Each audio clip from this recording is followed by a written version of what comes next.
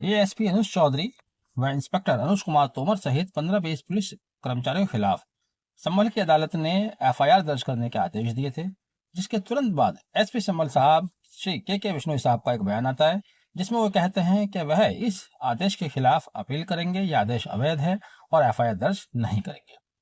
तो एसपी साहब, पहले तो ये जान लीजिएगा कि आपकी कानून की जानकारी उतनी नहीं है जितनी आपसे अपेक्षा की जाती है। मजिस्ट्रेट के आदेश के खिलाफ आपके पास रिवीजन का रास्ता है। आप रिवीजन सेशन कोर्ट में कर सकते हैं, हाई कोर्ट में भी आप जा सकते हैं, अपील का रास्ता नहीं। दूसरी बात आप ये भी जान लीजिएगा कि अगर आप ये कहते हैं कि एफआईआर दर्ज नहीं करेंगे तो एफआईआर आपको दर्ज नहीं करनी पड़ेगी, ऐसा नहीं। आपको एफआईआर दर्ज करनी पड़ेगी और निश्चित रूप से आपको एफआईआर दर्ज करनी पड़ेगी।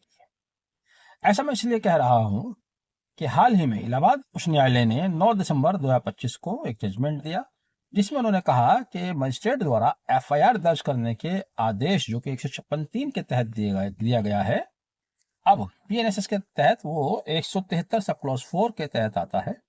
इस आदेश के विरुद्ध रिवीजन मेंटेनेबल नहीं है। उन्होंने कहा चूंकि यह आदेश इंटरलोकेटरी आदेश है, सीआरपीसी की धारा 397 सब क्लॉज 2 से बार्ड है, तो ऐसे आदेश के खिलाफ आप रिवीजन फाइल नहीं कर सकते। यह रिवीजन नन्नी देवी व अन्य बनाम उत्तर प्रदेश राज्य के नाम से योजित किया गया था। रिवीजन संख्या 6131 सन 2023। 9 दिसंबर 2025 का लेटेस्ट जजमेंट है, सिंगल बेंच च्यवन प्रकाश द्वारा ये दिया गया है, जिसमें उन्होंने साफ साफ कहा कि जब तक एक्यूज के खिलाफ कॉग्निजेंस नहीं ले लिया जाता है या उसके खिलाफ कोई प्रोसेस इश्यू नहीं होते हैं, तब तक इस आदेश को चैलेंज नहीं किया जा सकता है।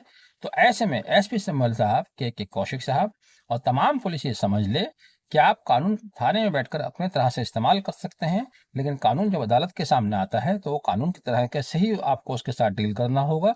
तो अगर आप ये कहते हैं कि आप एफआईआर दर्ज नहीं करेंगे, आप अवैध बात कर रहे हैं।